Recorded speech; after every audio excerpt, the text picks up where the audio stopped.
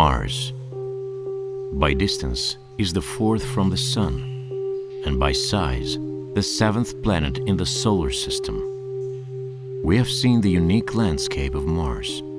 The extinct Martian volcano, Olympus Mons, is the tallest mountain on the planet, and the Mariner Valley is its largest known canyon, and there is a huge number of impact craters. Mars has a rotational period and a change of seasons similar to the Earth. Nonetheless, relaxing under the palm trees, which don't exist here, isn't going to happen. The average temperature on Mars is minus 40 degrees Celsius. To this very day, we are receiving a huge amount of data, some of which we already want to share as early as in 2021. 1.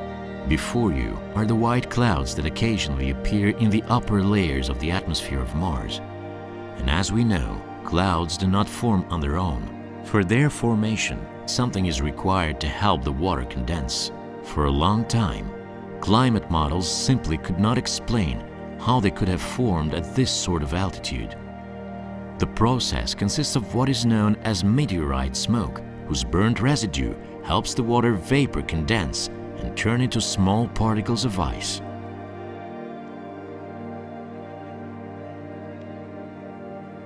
This discovery prompted the thought that the fine dust that rises into the atmosphere after the meteorite smoke may play a role in the creation of Martian clouds, very similar to how glowing noctilucent clouds appear in the Earth's mesosphere.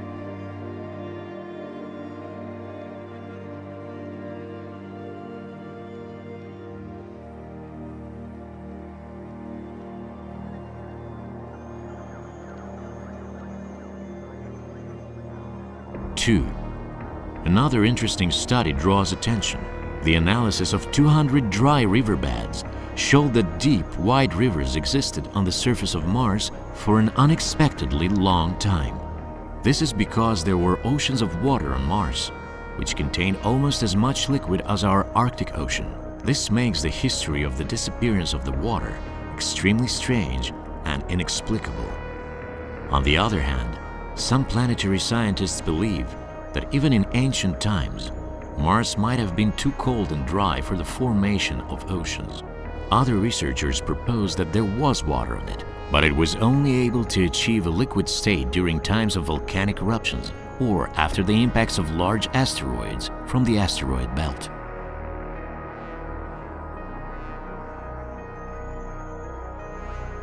Three.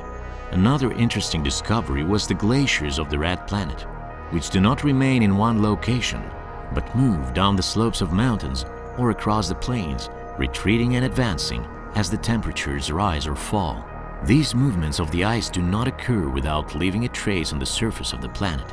Very distinct landforms appear on it, such as fjords, drumlins or rounded hills and other objects, which make it very clear that at one time a glacier existed here. Thanks to images from the MRO, or the Mars Reconnaissance Orbiter, over a period of several years, it was established that glaciers move in the form of massive streams at a speed of 300 to 800 meters per year.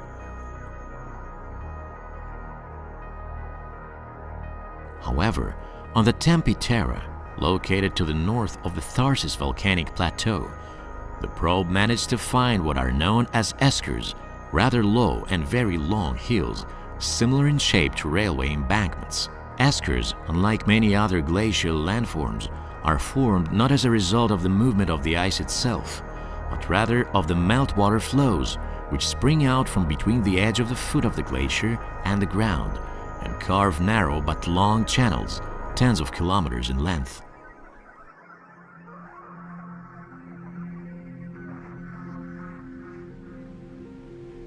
4. The so-called Noctis labyrinthus, or labyrinth of night, is also worth pointing out. We have heard about it more than once. However, there is something that's brand new. Yes, this is an amazing place, but I still wouldn't want to go there. It turns out that in the past, this canyon was one of the deepest gorges on Mars, which was filled with volcanic lakes. Studying the images of these canyons, researchers came across hundreds and thousands of dark lines similar to those they had seen 5 years ago in the high latitudes of Mars.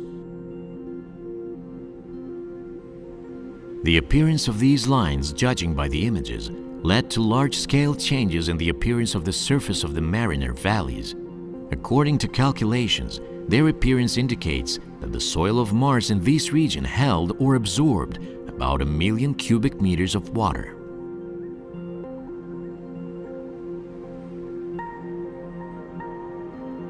Five, let's turn our attention to what are known as the sand spiders of Mars.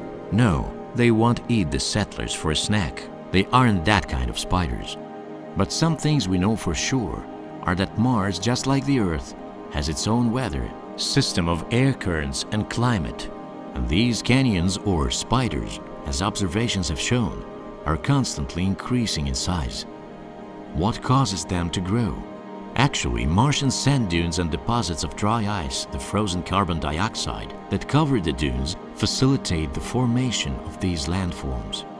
In the summer and springtime, when the air and soil temperatures on Mars sharply increase, a portion of the ice warms and melts. As a result, the dry ice turns into carbon dioxide. A giant bubble of gas appears under the surface of the glacier, and the pressure in it increases.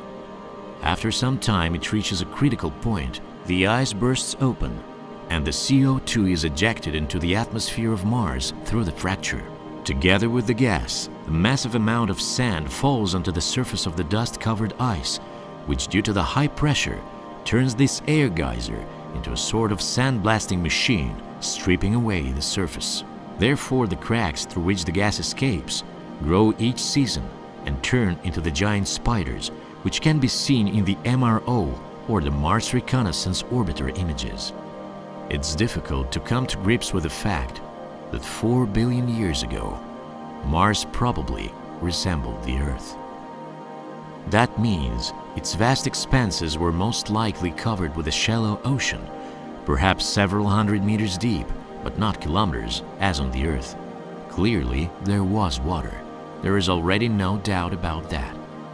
However, billions and billions of years passed, and Mars rapidly died, becoming cold and losing almost all of its atmosphere.